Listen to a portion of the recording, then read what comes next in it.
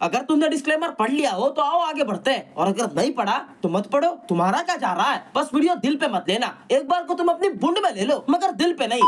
खैर, तो आज हम बात करेंगे एक ऐसे इंसान की जिसके पिछवाड़े में ये इतना लंबा और इतना मोटा कीड़ा है। खैर, उसे थंबनेल पे तुम देख ही चुके हो, Kuldeep Singhania, the CEO of के फैक्टर प्रोडक्शन। ये क्या है ये मुझे भी नहीं पता, अगर तुम्हें पता है तो कमेंट में बताओ बे। खैर, ये इंसान बदलती दुनिया के साथ थोड़ा सा बावला होता जा रहा है, जब देखो तब बस बकचोदी करता रहता है। इंस्टाग्राम, यूट्यूब, फेसबुक, अरे कुछ लोगों ने तो इसे देख के फेसबुक भी डिलीट कर दिया और इंस्टाग्राम पे आ गए, पर भाई वहाँ पे भी आ गया। ये हर जगह हर इंसान की फीड की में आ जाता है, जैसे कि मेरी आ गया वहन। जानना चाहेगा घोर कलयुग कैसा दिखाई देता है? कैसा?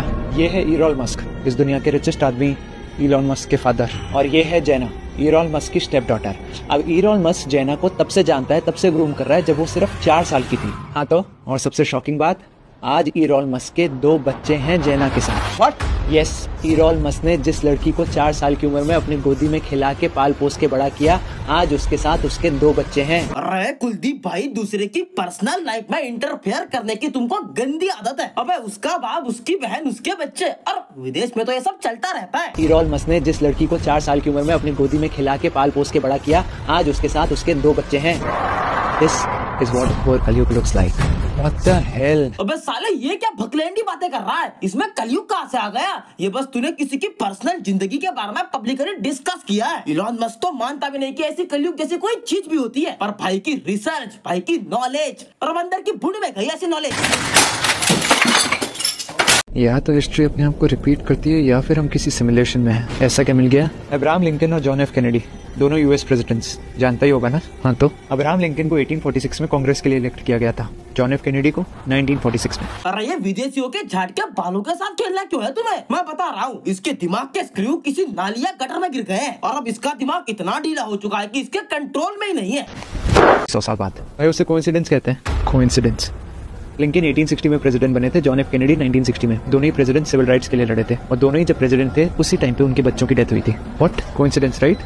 दोनों को फ्राइडे के दिन गोली मारी गई थी और दोनों के सर में गोली लगी थी। अरे रे बस कर जा बे, इतनी बकचोदी एक ही टाइम पे देख ली तो मेरी गांड फट जाएगी, और मुझे इनके बारे में सुनना भी नहीं है। साले विदेशी, इन सालों ने स्कूल में भी मेरी गांड मार ली थी। इन सालों की हिस्ट्री इतनी है कि खत्म होने का नाम नहीं लेती। क्या बात कर रहे हैं? के बाद जो अगले प्रेसिडेंट्स बने उन दोनों का सरनेम जॉनसन था। लिंकन के बाद आए एंड्रू जॉनसन, बॉर्न 1808, और JFK के बाद आए लिंडन बी जॉनसन। तो क्या कर रहे हैं? हम भी जॉनसन बेबी पाउडर लगा के घूमे ताकि हमें भी कोई गोली मार दे। अरे ये रोज रोज की बकचोदी से तंग आ चुके हैं। ससुर। तो इस तरीके से रॉथस्चाइल्ड फैमिली दुनिया की सबसे अमीर फैमिली बनी थी। कैसे? लो, अब ये फिर बकचोदी करेगा, मुझे करना ही नहीं है। चीज ढूंढी जिसे कोई भी इंसान कभी भी और कहीं पे भी बैन नहीं कर सकता था। क्या? पैसा।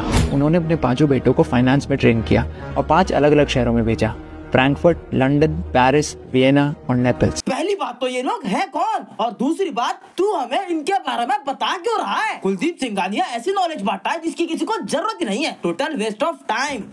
रॉथस्चाइल्ड ने उस दौरान लंदन स्टॉक एक्सचेंज से मिलियंस ऑफ पाउंड्स कमाए थे।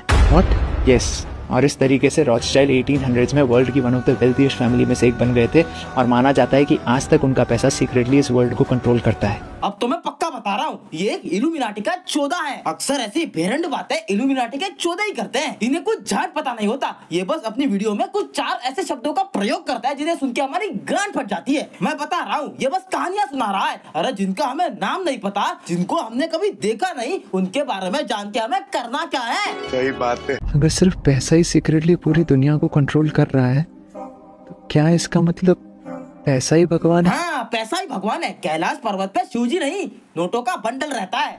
ये क्या बोलता है इसे खुद नहीं पता, बस जो मुंह में आए वो बक दो बहनचोद।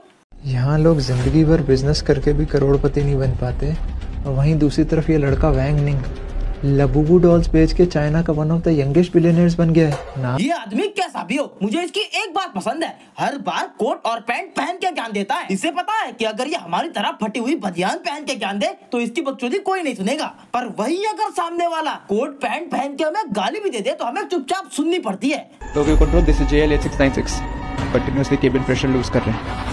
पर इसकी एक बात सही है, ये अपनी वीडियो में डबल रोल प्ले करता है, वरना कौन बैठेगा इसके साथ ऐसी बकचोदी करने। इसकी ये बकचोदी सुन सुन के सामने वाला बावला हो जाएगा। आज से कुछ टाइम पहले जो प्लेन क्रैश हुआ था, भाई ने उसके ऊपर भी वीडियो बना दी। Control, this is JL 8696, continuously cabin pressure lose कर रहे हैं। अरे वो सब छोड़ो, कुलदीप भाई की पावर देखो, इन्फ्लुएंसर से सीधा पायलट। अरे कुलदीप भाई अब अपनी बकचोदी उस प्लेन में मत करना, वरना प्लेन क्रैश हो जाएगा। आपके साथ है, मैं पूरी कोशिश कर रहा हूँ कि मदद करने की। देखा, हो गया क्रैश। अरे प्लेन भी परेशान हो गया कुलदीप भाई की बातें सुन के। प्लेन सुसाइड कर रहा है। अरे पर इसके अंदर तो लोग होंगे, उन्हें कौन बचाएगा? शिट, उन्हें बचाने तो जाना पड़ेगा। तब तक तुम लोग सब्सक्राइब कर लो और लाइक भी कर देना और कमेंट करके बताओ वीडियो कैसी लगी। और तब तक मैं प्लेन बचा के आता हूँ।